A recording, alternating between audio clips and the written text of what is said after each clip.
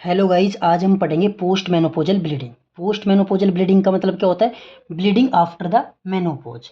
तो अगर आपके पास कोई भी ओपीडी के अंदर एक कोई फीमेल आती है और वो कहती है कि मेरे को मेनोपॉज के बाद में ब्लीडिंग हो रही है, तो उसका मोस्ट कॉमन कोज क्या होगा? पोलिप।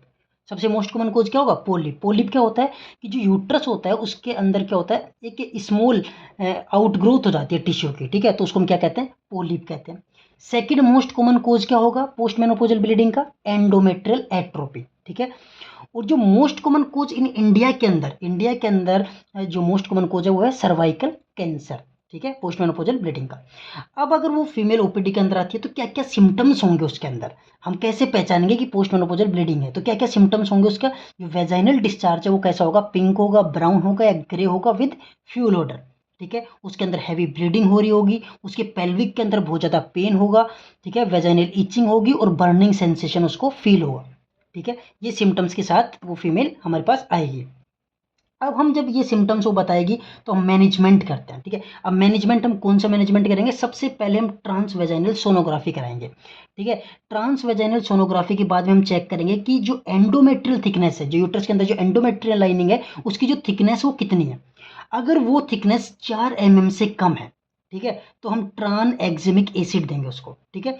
अब ये देने के बाद, ये ड्रग देने के बाद भी उसके अंदर जो ब्लीडिंग है वो परसिस्टेंट है, रुक नहीं रही है, तो हम फ्रैक्शनल क्यूरिटाज प्लस हिस्ट्रोस्कोपी उस फीमेल के अंदर करेंगे। लेकिन अगर ट्रांसवेजाइनल सोनोग्राफी में जो एंडोमेट्रियल थिकनेस है वो 4 mm से ज़्यादा आई है, ठीक है, अगर ज़्यादा आई है तो एंडोमेट्रियल बायोप्सी हम कराएंगे। अब एंडोमेट्रियल बायोप्सी क्या होती है तो इसको समझते हैं। देखो, एंडोमेट्रियल बायोप्सी को हम एंडोमेट्रियल एस्पिरेशन साइटोलॉजी भी कहते हैं या फिर एंडोमेट्रियल सैंपलिंग भी कहते हैं, ठीक है। ये हम कब कराते हैं? एबनॉर्मल यूट्राइन ब्लीडिंग में। जैसे ये पोस्ट मेनोपॉजल जो फीमेल थी वो हमारे पास आती है, उसके अंदर क्या हो रहा है? एबनॉर्मल यूट्राइन ब्लीडिंग हो रही है, नॉर्मल तो है नहीं। तो उस केस में हम क्या करते हैं? एंडोमेट्रियल बायोप्सी कराते हैं। और मैंने आपको ये भी बताया कि जो जो पोस्ट मेनोपॉज वाली फीमेल होती है उसको हम कब करवाते हैं एंडोमेट्रियल बायोप्सी? 4 mm से ज़्यादा जब उसकी एंडोमेट्रियल थिकनेस हो। जैसे इसमें भी हमने यहीं ये लिख रखा है कि अगर जो पोस्ट मेनोपॉजल फीमेल होगी उसके अंदर हम एंडोमेट्रियल थिकनेस अगर 4 mm से ज़्यादा होगी तभी एंडोमेट्रियल बायोप्सी हम कराते हैं। लेकिन अगर यहीं इस केस में ही अगर जो फीमेल होती रिप्रोडक्टिव एज वाली होती है या पेरी मेनोपॉजल एज वाली होती जिसको एबनॉर्मल यूट्राइन ब्लीडिंग हो रही होती, तो उस केस में हम क्या करते हैं ये डिस्कस करते हैं। तो उस केस में भी रिप्रोडक्टिव एज फीमेल में भी हम वो करवाते, क्या करवाते? ट्रांसवेजाइनल सोनोग्राफी करवाते और उसके अंदर भी हम एंडोमेट्रियल थिकनेस चेक करते। अगर एंडोमेट्रियल थिकनेस 11 mm से ज़्यादा आ रही होती तो इसके अंदर भी हम क्या करते? एंडोमेट्रियल बायोप्सी करते, ठीक है। या फिर एंडोमेट्रियल बायोप्सी कब करते हैं? एंडोमेट्रियल कैंसर का रिस्क हो, बहुत ज़्यादा इसके अंदर कैंसर का रिस्क हो, टैमोक्सिफेन ये बहुत लंबे टाइम से यूज़ कर रही हो, तो भी हम इसके अंदर एंडोमेट्रियल बायोप्सी कराते।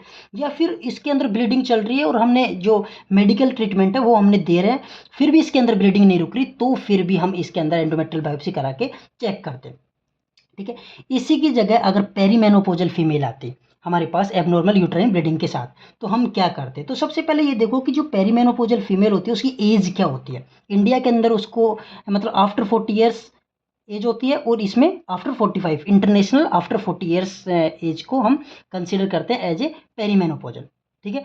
इसके अंदर भी हम ट्रांस वेजाइनल सोनोग्राफी कराते इस फीमेल के अंदर भी, लेकिन इसके अंदर जो ट्रांस वेजाइनल सोनोग्राफी में कुछ भी रिपोर्ट आती हम ऑलवेज एंडोमेट्रियल बायोप्सी करेंगे। इस फीमेल के अंदर पेरीमेनोपॉजल फीमेल में हमेशा हम एंडोमेट्रियल बायोप्सी करेंगे, ठीक है।